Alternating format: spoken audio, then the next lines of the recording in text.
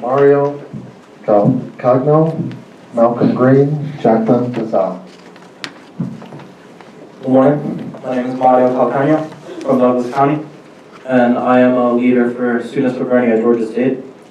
And I know that these issues may not be much of a problem to you sitting up here, but for the working people of Georgia, they want to feel safe when they cast their vote, that they're casting the vote for a candidate who is fighting to get them health care because the exploitative health insurance companies are making them go bankrupt. The people who are going to vote, they want to be able to vote for a candidate who's not going to push U.S. imperialism across the world and destabilize their parents' country so they actually have to come here and immigrate. They want to be able to vote for a candidate who's not going to be doing the bidding of the fossil fuel industry and polluting our planet and is going to actually invest in green jobs for the future generations. And they want to be able to go and vote so they're not going to go and have to live their lives paying off student loans and work for jobs that are going to do union busting and pay them starvation wages.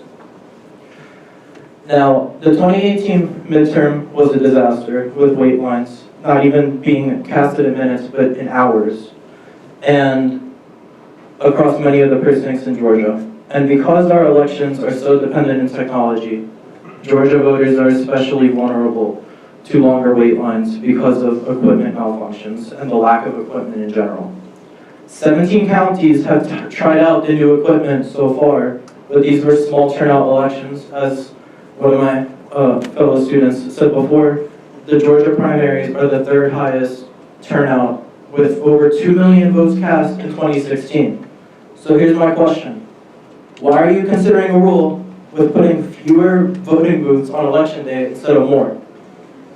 There are about 18,500 voting booths in the election in November of 2018, and under the proposed rules, there would be about 1,000 less.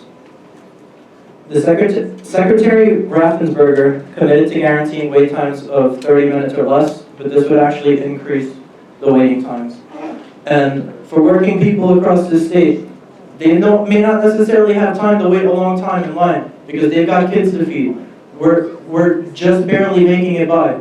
You have most people in the state cannot afford to live in a decent standard of living because they're beholden to their capitalist bosses and they don't have time to go and waste time to vote, a lot of time to vote. So Georgia deserves a state elections board that doesn't silence the working people of Georgia.